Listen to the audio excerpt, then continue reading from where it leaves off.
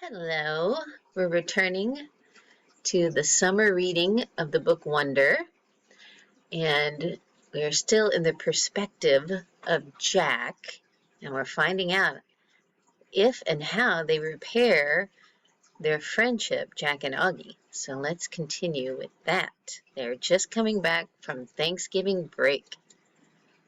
Fortune favors the bold. Mr. Brown's December precept was, Fortune favors the bold. I love how he has his precepts. I personally have Word of the Week, which is similar but not quite the same. Just think about the word. I like these sayings he has. Fortune favors the bold.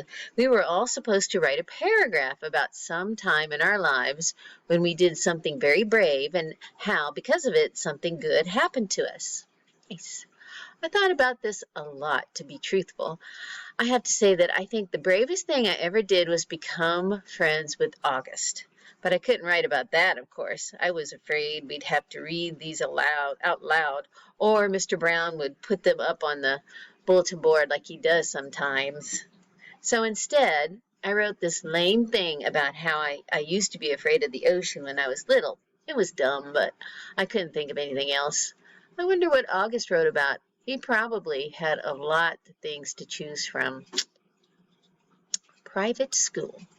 My parents are not rich. I say this because sometimes think that people sometimes think that everyone who goes to private school is rich, but that isn't true with us. Dad's a teacher and mom's a social worker, which means they don't have those kinds of jobs where people make gazillions of dollars, and that's the truth. We used to have a car, but we sold it when Jamie started kindergarten at Beecher Prep. We don't live in a big townhouse or in one of those doorman buildings along the park. We live on the top floor of a 5-story walk-up. We rent from an old lady named Doña Petra, all the way on the other side of Broadway. That's code for the section of North River Heights where many people don't want to park their cars. Me and Jamie share a room. I overhear my parents talk about things like, can we do without an air conditioner one more year? Or maybe I can work 2 jobs this summer. So today, at recess, I was hanging out with Julian and Henry and Miles. Julian, who everyone knows is rich, was like, I hate that I have to go back to Paris this Christmas. It's so boring. Oh, poor baby. Dude, but it's like Paris, I said like an idiot. Believe me, it's so boring, he says. My grandmother lives in this house in the middle of nowhere. It's like an hour away from Paris in this tiny, tiny, tiny village. I swear to God, nothing happens there. I mean, it's like, oh wow, there's another fly on the wall. Look, there's a new dog sleeping on the sidewalk. Yippee. Oh, he sounds so ungrateful. I laughed. Sometimes Julian can be very funny. Though my parents are talking about are throwing a big party this year instead of going to Paris. I hope so. What are you doing over break? Julian said Julian. Just hanging out, I said. You're so lucky, he said. I hope it snows again, I answered. I got this new sled, and it's so amazing. I was about to tell him about lightning, but Miles started talking first. I got a new sled, too, he said. My dad got it from Hammacher Schlemmer. It's state-of-the-art.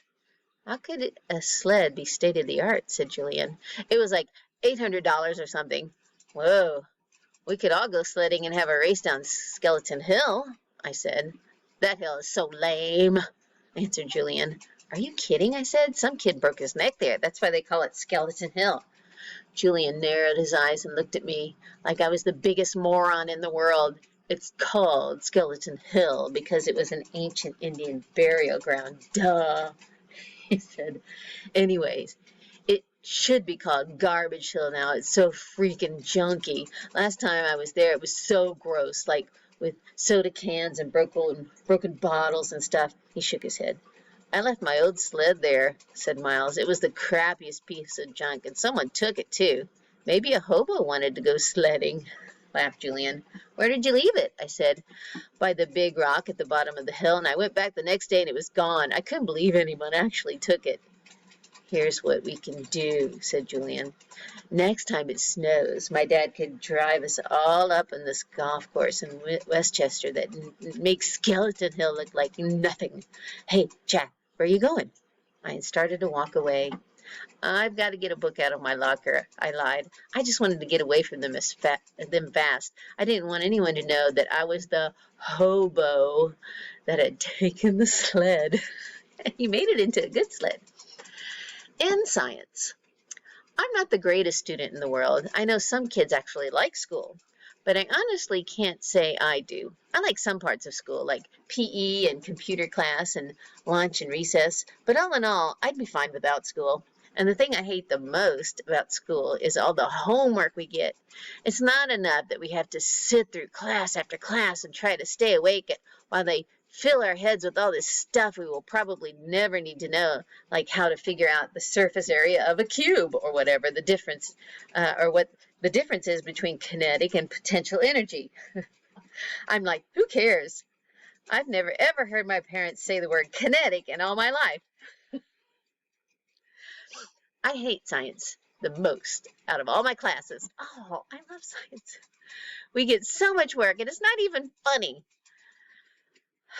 Oh, it's not even funny. And the teacher, Miss Rubin, is so strict about everything, even the way we write our headings at the top of our papers. I once got 2 points off of a homework assignment because I didn't put the date at the top. Crazy stuff.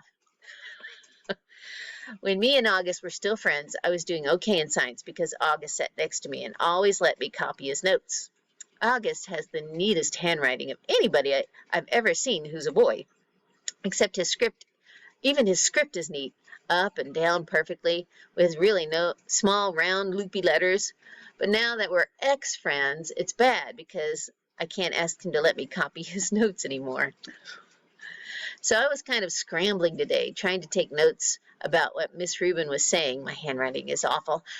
Mine too. When all of a sudden she started talking about the 5th grade science fair project and how we all had to choose a science project to work on. While she was saying this, I was thinking, we just finished the freaking Egypt project. Now we have to start a whole new thing. And then in my head, I was going, oh no, like that kid in Home Alone with his mouth hanging open and his hands on his face. That was the face I was making on the inside.